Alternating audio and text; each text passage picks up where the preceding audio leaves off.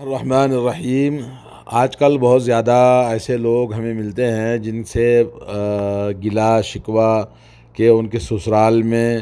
ان کے لیے بڑی مصیبتیں کھڑی ہو جاتی ہیں، شوہر چھوڑ دیتا ہے، محبتیں ختم ہو جاتی ہیں، آپس میں تعلقات 2 سال 3 سال 6 سال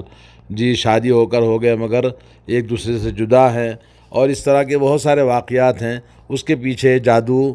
یا اس کے پیچھے کوئی تنتر منتر یا اس کے پیچھے کوئی تعویذ گنڈا یا اس کے پیچھے کوئی بابا کا ہاتھ ہوتا ہے جو کوئی نہ کوئی رشتہ دار یا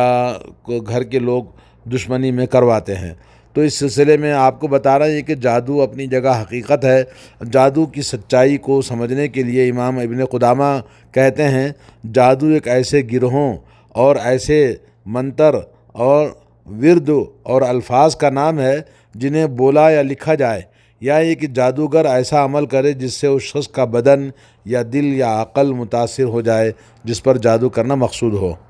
جادو واقعتاً اثر رکھتا ہے، چنانچہ جادو سے کوئی شخص قتل بھی ہو سکتا ہے، بیمار بھی ہو سکتا ہے اور اپنی بیوی کے قریب جانے سے عاجز بھی آ سکتا ہے، بلکہ جادو خاوند میاں کے درمیان یعنی میاں بیوی کے درمیان جدائی بھی ڈالا جا سکتا ہے۔ سب سے بڑا کام یہی ہوتا ہے کہ خاندان کو توڑا جائے اور گھر کو برباد کر دیا جائے اور ایک دوسرے کے دل میں نفرت پیدا کیا جائے اور محبتیں ختم کر دی جائیں۔ علامہ ابن قیم کہتے ہیں جادو ارواح خبیثہ کے اثر و نفوذ سے مرکب ہوتا ہے جس سے بشری طباعیں متاثر ہوتی ہیں۔ غرض جادوگر اور شیطان کے درمیان ہونے والے ایک معاہدے کا نام ہے جادو، جس کی بنا پر جادوگر کچھ حرام اور شرکیہ چیزوں کا ارتکاب کرتا ہے اور شیطان اس کے بدلے میں جادوگر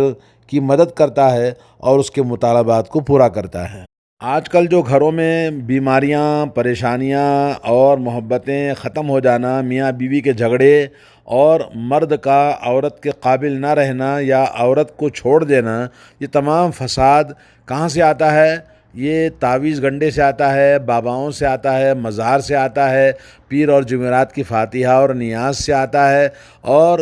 جتنے بھی شرک اور بدعت والے کام ہیں وہاں سے آتا ہے، کیونکہ شیطان کو راضی کرنے اور اس کا تقرب حاصل کرنے کے لیے جادوگروں کے مختلف وسائل ہوتے ہیں۔ بعض جادوگر اس مقصد کے لیے قرآن مجید کو اپنے پاؤں سے باندھ کر بیت الخلاء میں جاتے ہیں،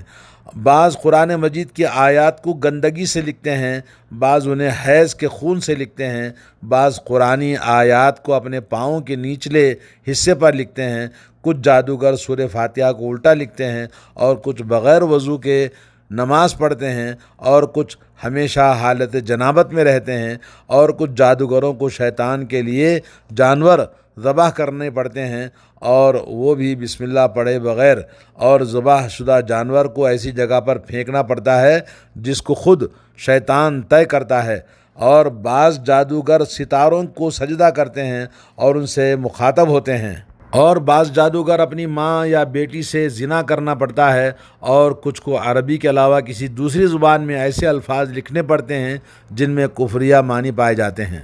ان تمام سے معلوم ہوا کہ جادوگر سے پہلے کوئی حرام کام شیطان کرواتا ہے، پھر اس کی مدد اور خدمت کرتا ہے۔ چنانچہ جادوگر جتنا بڑا کفریہ کام کرے گا، شیطان اتنا ہی زیادہ اس کا فرما بردار ہوگا اور اس کے مطالبات کو پورا کرنے میں جلدی کرے گا، اور جب جادوگر شیطان کے بتائے ہوئے کفریہ کاموں کو بجا لانے میں کوتاہی کرے گا تو شیطان بھی اس کی خدمت کرنے سے رک جائے گا اور اس کا نافرمان بن جائے گا۔ تو جادوگر اور شیطان ایسے ساتھی ہیں جو اللہ تعالیٰ کی نافرمانی کرنے پر ہی آپس میں ملتے ہیں، اور آپ جب کسی جادوگر کے چہرے کی طرف دیکھیں گے تو آپ کو یہ باتیں یقیناً نظر آئیں گی، کیونکہ ان کے چہرے پر کفر کے اندھیریاں چھائی ہوئی ہوتی ہیں اور ان کا دل کالا اور ان کے چہرے بھی کالے ہوتے ہیں۔ اور یہ پیر بابا اور یہ خبر کے پجاری ان کی اور یہ جادو کرنے والوں کو آپ دیکھیں گے کہ ان کی حالت بڑی زبوں حالی کا شکار ہوں گے، اپنی بیوی اور اپنی اولاد حتیٰ کہ اپنے آپ سے بھی تنگ آ چکا ہوتا ہے،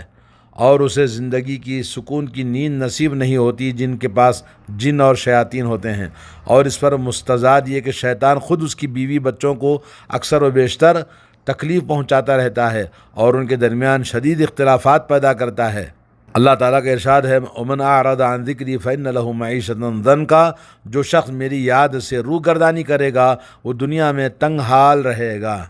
دوستو بھائیو، جن اور شیطان اور جادو کے درمیان بہت بڑا گہرا تعلق ہوتا ہے، بلکہ جادو کی بنیاد ہی جنات اور شیاطین ہیں۔ بعض لوگ جنات کے وجود کا انکار کرتے ہیں، بلکہ ان کو اسلام کے بارے میں یقین نہیں آتا، یا کہ وہ انتہائی جاہل اور دنیا دار انسان بے ایمان ہوتا ہے جو ان پر یقین نہیں رکھتا، کیونکہ قرآن مجید کی بہت ساری آیات اس بارے میں موجود ہیں۔ بلکہ جنات کے متعلق ایک مکمل صورت قرآن مجید کے اندر سورۃ الجن اللہ نے نازل فرمائی ہے، اور قرآن مجید میں 22 مرتبہ لفظ جن آیا ہے، اور الجان کا لفظ 7 مرتبہ آیا ہے، اور لفظ شیطان 68 مرتبہ آیا ہے، اور لفظ شیاطین 17 مرتبہ ذکر کیا گیا ہے، جس سے اس موضوع کی حقیقت کو سمجھنا آسان ہے۔ قرآن مجید میں جن اور شیاطین کا ذکر کثرت کے ساتھ موجود ہے، اور احادیث کے اندر بھی اس کا ذکر وضاحت کے ساتھ موجود ہے۔ جادو کے سیکھنے کا اور جادوگروں کا ذکر قرآن مجید میں بہت ساری آیات میں موجود ہے، اور احادیث کے اندر بھی موجود ہے۔ نبی کریم صلی اللہ علیہ وسلم پر لوگوں نے جادو کیا تھا، جیسا کہ حضرت عائشہ رضی اللہ تعالی عنہ کہتی ہیں کہ قبیلے بنو زریق سے تعلق رکھنے والے ایک شخص نے، جسے لبید بن العاصم کہا جاتا ہے، رسول کریم صلی اللہ علیہ وسلم پر جادو کر دیا، جس سے آپ صلی اللہ علیہ وسلم متاثر ہوئے۔ چنانچہ آپ کا خیال ہوتا کہ آپ نے فلاں کام کر لیا ہے، حالانکہ آپ نے وہ کام نہیں کیا ہوتا تھا۔ یہ معاملہ ایسے ہی چلتا رہا، یہاں تک کہ آپ ایک دن یا ایک رات میرے پاس آئے اور بار بار اللہ تعالیٰ سے دعا کرتے رہے، اور اس کے بعد مجھ سے فرمانے لگے، اے عائشہ، کیا تمہیں معلوم ہے کہ اللہ تعالیٰ نے میری دعا قبول کر لی ہے؟ میرے پاس 2 آدمی آئے تھے، جن میں سے ایک میرے سر اور دوسرا میرے پاؤں کے پاس بیٹھ گیا، اور ایک نے دوسرے سے پوچھا، اس شخص کو کیا ہوا ہے؟ اس پر جادو کیا گیا ہے۔ کسی نے اس پر جادو کیا ہے۔ پوچھا کس نے کیا ہے؟ بتایا لبید بن العاصم نے۔ کس چیز میں کیا ہے؟ کنگھی، بالوں اور کھجور کے خوشے کے غلاف میں کیا ہے۔ جس چیز میں اس نے جادو کیا ہے وہ کہاں ہے؟ بتایا بیر زروان میں۔ چنانچہ رسول اللہ صلی اللہ علیہ وسلم اپنے کچھ صحابہ کرام رضوان اللہ علیہم اجمعین کے ساتھ اس کنویں کے پاس گئے اور اسے نکالا، پھر واپس آ گئے اور فرمانے لگے، اے عائشہ، اس کا پانی انتہائی سرخ رنگ کا ہو چکا تھا، اور اس کی کھجور کے سر ایسے تھے جیسے شیطان کے سر ہوتے ہیں، یعنی وہ انتہائی بد شکل تھیں۔ میں نے کہا، اے اللہ کے رسول صلی اللہ علیہ وسلم، آپ نے جادو کنویں سے نکالا نہیں؟ آپ صلی اللہ علیہ وسلم نے فرمایا، اللہ تعالیٰ نے مجھے عافیت دے دی ہے، اور میں نہیں چاہتا کہ لوگ کسی اور شر اور فتنے میں مبتلا ہو جائیں۔ اس کے بعد نبی کریم صلی اللہ علیہ وسلم نے اسے نکالنے کا حکم دیا، پھر اسے زمین میں دفنا دیا گیا۔ یہ حدیث صحیح بخاری صحیح مسلم کی ہے۔ اس حدیث کی مختلف روایات کو معلوم کرنے سے یہ پتہ چلتا ہے کہ جادو آپ کو اپنی بیویوں کے ساتھ قریب جانے سے روکنے کے لیے کیا گیا تھا۔ چنانچہ آپ کا خیال ہوتا کہ آپ اپنی کسی بیوی سے جماع کر سکتے ہیں، پھر جب قریب ہوتے تو نہ کر پاتے، بس اس کا آپ پر یہی اثر تھا۔ اس کے علاوہ آپ کی عقل اور آپ کے تصرفات جادو کے اثر سے محفوظ تھے۔ امام راضی رحمۃ اللہ علیہ کہتے ہیں کہ جادو ثابت اور فی الواقع موجود ہے، اور جس پر جادو کیا جاتا ہے اس پر اس کا اثر ہوتا ہے، اور کچھ لوگوں کا یہ دعویٰ بالکل غلط ہے کہ جادو حقیقتاً موجود نہیں ہے، محض وہم و گمان ہے، کیونکہ اللہ تعالیٰ نے قرآن مجید میں ذکر فرمایا ہے کہ جادو ان چیزوں میں سے ہے جن کا علم باقاعدہ طور پر سیکھا جاتا ہے، اور یہ کہ جادو کی وجہ سے جادوگر کافر ہو جاتا ہے، اور یہ کہ جادو کر کے میاں بیوی کے درمیان جدائی ڈالی جا سکتی ہے۔ چنانچہ یہ ساری باتیں کسی ایسی چیز کے متعلق ہی ہو سکتی ہیں جو فی الواقع موجود ہو۔ علامہ قرطبی کہتے ہیں کہ جادو زمانے قدیم سے موجود ہے، جادو کا علم مختلف زبانوں میں منتشر رہا ہے اور لوگ اس کے بارے میں گفتگو کرتے رہتے ہیں، لہذا یہ کوئی نئی چیز نہیں ہے، اور صحابہ اور تابعین کرام میں سے کسی ایک سے بھی جادو کا انکار ثابت نہیں ہے۔ علامہ ابن ابی العز حنفی رحمہ اللہ فرماتے ہیں، علماء نے حقیقت جادو اور اس کی اقسام میں اختلاف کیا ہے، اور ان میں سے اکثر یہ کہتے ہیں کہ جادو جس پر کیا گیا ہے آدمی کی موت کا سبب بنتا ہے، یا کہ کبھی اس کو بیمار کر دیتا ہے۔ علامہ رازی رحمۃ اللہ علیہ نے جادو کی 8 قسمیں بتائی ہیں، اور اسی طرح سے امام راغب اصفہانی نے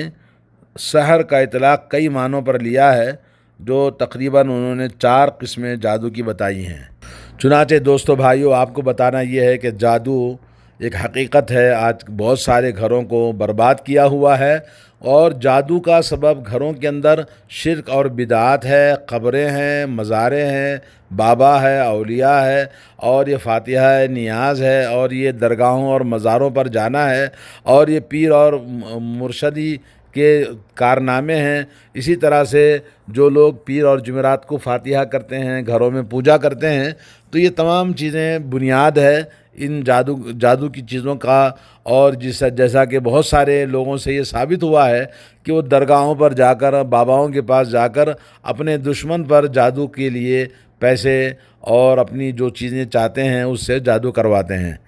نبی کریم صلی اللہ علیہ وسلم کی حدیث ہے، اجتنبوا السبع الموبقات، 7 برباد کرنے والی چیزوں سے بچو۔ ان میں سے پہلی چیز ہے کہ اللہ تعالیٰ کے ساتھ شرک کرنا، جس سے انسان دنیا اور آخرت دونوں برباد ہو جاتے ہیں۔ نمبر 2، جادو کرنا۔ جادو کرنا انسان کی دنیا بھی برباد اور آخرت بھی برباد ہوتی ہے۔ اسلام میں جادوگروں کو قتل کرنے کا حکم ہے، اور جادو کرنے والا اور جادو کروانے والا دونوں کافر اور مرتد ہیں، ان کو قتل کیا جائے گا۔ اللہ تعالیٰ سب کو ہدایت نصیب فرمائے۔ وصلی اللہ علی نبینا محمد وعلی آلہ واصحابہ اجمعین۔ السلام علیکم ورحمۃ اللہ وبرکاتہ۔